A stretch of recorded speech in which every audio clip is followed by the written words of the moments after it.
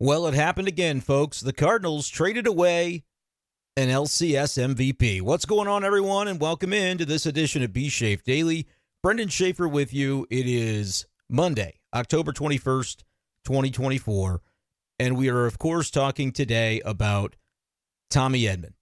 What an unbelievable night and series for Tommy Edman as the Dodgers have advanced to the World Series. They'll be taking on the Yankees starting later this week. But how about Tommy Edman and the night that he had in Game 6? He's the cleanup man for the Dodgers, and we saw that come into play a few games ago, and we thought, well, that's interesting. Tommy Edman, cleanup man. Dodgers had been pretty insistent that Shohei Ohtani should remain in the leadoff spot, and they were looking for some thump in the middle, and they said, hey, Tommy Edman, why not? And as strange as it seemed on the surface, you can't argue with it now, as Tommy Edman, 2 for 5, with a home run, 4 RBIs, including a big double prior to the home run. Scored a couple of runs in the game last night, and he ended up going home with the hardware as he is the National League Championship Series MVP. This is something that I thought could happen.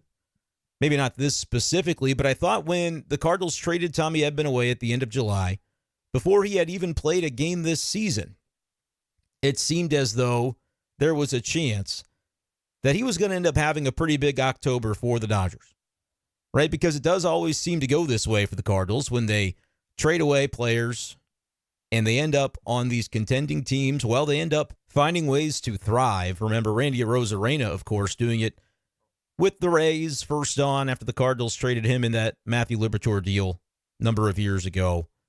But for it to be Tommy Edman, I'll tell you what, could not happen to a better guy, and I am pumped up to see the former Cardinal having success. But I can imagine that Cardinals fans are feeling a certain way about it. I think most people rooting on Tommy Edman feeling very good about his performance last night and throughout this National League Championship Series. But Cardinals fans out there, let me know. Like, are you upset? Is this one that you're feeling pretty irked by? Because I know when everybody saw Arozarena do what he did, that was a guy that hadn't really done much for the Cardinals, hadn't really gotten a chance to. Tommy Edman, though, was a Cardinal for a number of years. I like to think developed into a fan favorite in his 5 seasons in St. Louis. Really, this was the 6th season, but he didn't play this year for the Cardinals. And had some pretty solid numbers. A winning player, a gamer, all of those attributes, absolutely true. You look at his numbers offensively throughout his career, he's right around a league average player offensively, but the versatility and the glove work that Tommy Edman has shown throughout his career, whether it's second base, shortstop, going to the outfield last year and turning himself into a darn good center fielder for the Cardinals. He's just the kind of guy that would answer the bell and do anything the team needed in order to help him win. And the Dodgers saw that in Tommy Edman as well. And it's interesting to think back now on that 3-team trade involving the Cardinals, the Dodgers, and the White Sox from the end of July. Cardinals did get a player that they still have and one that we think is going to be part of the mix in 2025. Of course, starting pitcher Eric Fedde. And the big deal, the element of Fedde that was so enticing to the Cardinals at the time was the salary. The cost-controlled nature of a starting pitcher that you think can be pretty reliable next season. And this was really before we maybe knew the extent to which the Cardinals and their ownership would talk about a decrease to payroll, which is definitely something that seemingly is coming soon. More trades could certainly be in the offing. We go back to the end-of-season press conference where the writing was on the wall that this 2025 team for the Cardinals is not going to have major league competitiveness at the very top of its bucket list. And we'll have to grapple with that in the various ways that we do. But now knowing what we know about that, it makes even more sense almost for the Cardinals to go out and target somebody like Fedde if they're looking to probably not bring back Lance Lynn, not bring back Kyle Gibson, and maybe even trade away Sonny Gray and his massive salary for the next couple of seasons. Those are aspects of Fedde's inclusion on the team that you kind of look at and go, well, they are going to need some innings. Even if their main goal is not to win in 2025, it's to beef up the minor league infrastructure. It's to kind of have the baton pass take place between John Mozeliak and Chaim Bloom, all of these things. But you still need innings. And $7.5 million, I think, is going to be the salary for Fedde. Cardinals felt like maybe Tommy Edman was a little bit superfluous with having guys like Brendan Donovan around. Center field really does seem to be accounted for now a little bit more with the emergence of Michael Ciani. Victor Scott II is on the rise, of course. It's not that the Cardinals didn't like Tommy Edman. I think it was a situation where they certainly had hoped to get him back into playing shape prior to the end of July, early August, which is what ended up happening. That wrist surgery he had all the way back a year ago, last October, kept him out for the majority of the season and for all of the season in which he was still a Cardinal.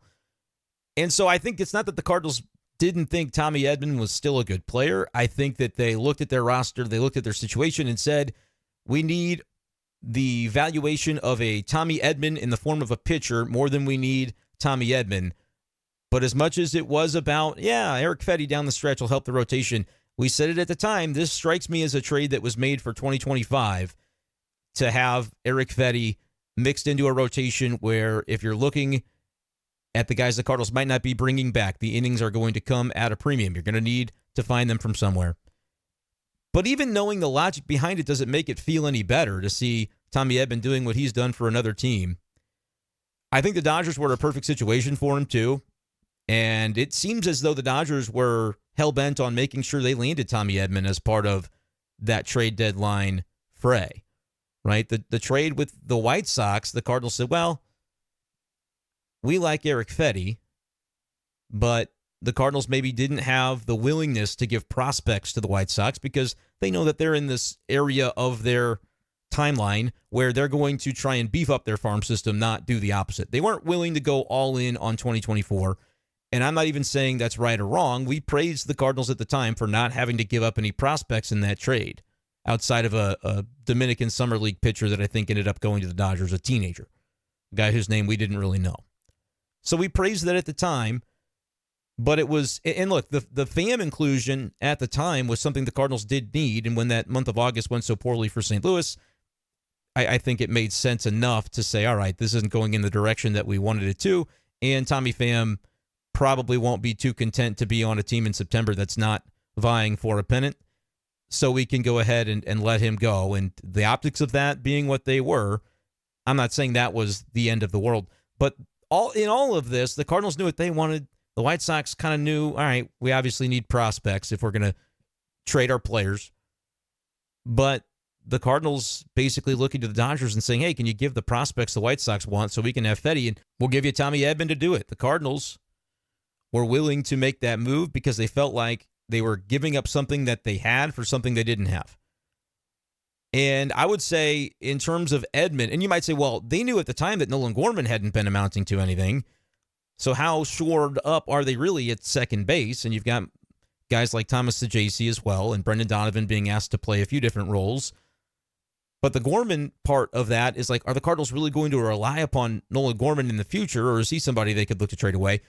It was easy and evident why the Cardinals would be willing to trade Edman at the time because, A, he's also making some money next year. That was already locked in because he signed that 2-year deal to buy out his arbitration years before this season, which when you think about it now, man, he might have cost himself some money there because NLCS MVP probably doing very well in arbitration. But at the time, Tommy Edman was dealing with the injury, and I think that gave him the protection and gave the Cardinals the cost certainty to be able to trade him, potentially, because teams knew exactly what they were getting into if they were getting into it. A lot of very interesting elements to this. I can see both sides of it. I can see the side of it that says, yep, I understand what the Cardinals were looking to do, but it doesn't make it any better, and the optics aren't great, of course, to have another guy who is a solid player for your team, but then he goes elsewhere and he ends up being the face of baseball, at least for one night, as Tommy Edman is your NLCS MVP. Really cool to see Edman on screen, on TV, getting his award, his family, his wife and child there to take it all in with him. That was really cool. Like I said, Tommy Edman deserves every bit of that, and it was neat to see. My feelings about it are overwhelmingly positive. Cardinals fans, though, let me know what you think. Are you feeling positive about it, or is it just another one of those deals that you have to roll your eyes about because the Cardinals seemingly let somebody go that, well, now he's turned himself into something? He was something with the Cardinals. I think he's in a perfect situation with the Dodgers. The cleanup role is definitely not something that I saw coming, but who's to say he's not capable of it? I mean, Tommy Edman doing a fantastic job, and he ended up having a really strong series to win the NLCS MVP. going through it, I mean, top to bottom, Tommy Edman was fantastic. I'll pull up the full postseason game logs for Edman in this series. Several multi-hit games. It wasn't just the last game of the series that ended up earning him those honors. He was on fire throughout, and makes sense that they put him in to the cleanup spot as a result of that. Listen to this. In 29 plate appearances, Tommy Edman hits .407, on base of .393, and slugging .630, an OPS of .1023. Had an OPS greater than 1,000, driving in 11 runs. 11 RBIs in 6 games for Tommy Edman, 4 extra base hits, 3 doubles, and obviously the home run from last night. So now he's going to be taking on the Yankees in the World Series as one of the most prominent Dodgers. A lineup that's got a lot of other big names in it. Teammates now with Mookie Betts, Shohei Ohtani, all those guys. I mean, that's a pretty stout lineup for the Dodgers, and they'll be going up against the Yankees, who have really seen their lineup come into its own as well with some of the big names that the Yankees have. That was not surprising to see, but it just seems like in postseasons past, the Yankees have always kind of fallen a little bit short of expectations, and now they're actually in the World Series. You can't take anything away from them this year, but it's going to be the names like Juan Soto, Aaron Judge, Giancarlo Stanton, certainly, that are hoping to lead the Yankees to victory. But what do you think? Are you guys, I assume a lot of Cardinals fans will be rooting for the Dodgers, and the reasons for that might be twofold. A, Tommy Edman, you're rooting for him to continue to thrive. But B, you know that if he does thrive, there is that part of you in the back of your mind that's kind of thinking, you know, it just makes the Cardinals and everything that we have believed about the Cardinals. And when I say we, I mean a lot of Cardinals fans in recent years have been on top of it saying, look, the game has passed them by. They're not in the position that they used to be. They're not lording over the game with their competitive advantages that they used to have earlier in John Mozeliak's tenure. So all of those things being what they are, I just don't mind it if the Cardinals kind of take a little bit more egg on their face, because it almost justifies the way that a lot of fans have felt about it in recent years. I'm not sure if that's entirely fair, but you guys can let me know in the comments how you're feeling, and will you be rooting for the Dodgers, and what are your reasonings behind that when it comes to the World Series.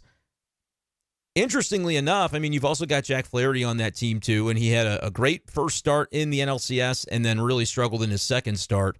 Be very curious to see how the Dodgers decide to deploy him and the rest of their rotation in the World Series. Get a little bit of break now, so you'll be able to have the pitching situation lined up how you want.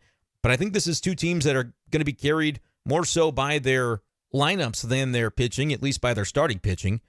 Bullpens are usually going to be pretty strong on both sides regardless. You do have the Yankees element of this, though, when it pertains to Luke Weaver, another former Cardinal, who, I mean, my goodness, he has been some kind of good as the closer for the Yankees, something that we didn't necessarily see coming. We talked about those aspects a little bit ago, earlier last week, when we dove into the all former Cardinals postseason roster that we were able to build. But pretty interesting to see the World Series is now upon us and a number of those guys still having their contributions. I don't know. I'm just kind of thinking out loud about this Tommy Edman situation. It's so cool to see.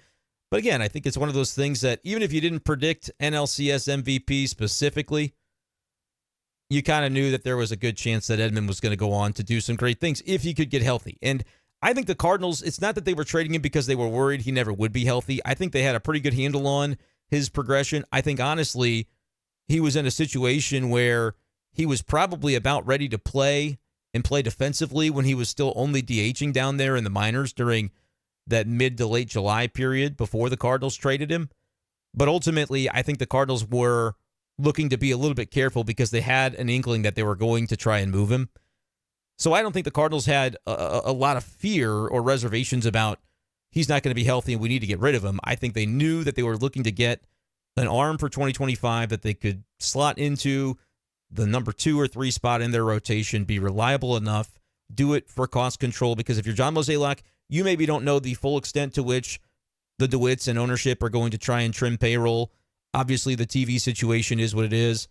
But I think at the time, Mozeliak had an inkling like, it's not going to hurt us to be able to have a guy slotted into our rotation for basically about the same money as Tommy Edman is going to make. And when you consider the fact that we've got players that can do maybe not exactly what Tommy Edman does, but positionally they've got guys that they can throw out there to try and replace that production.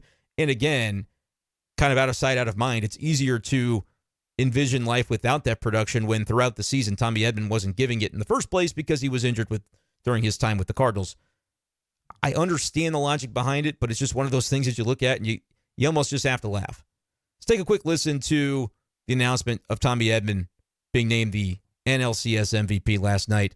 What a scene it was in Los Angeles.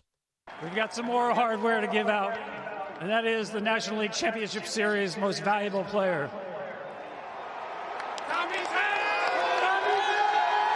And that belongs to Tommy Edman. Oh, my goodness.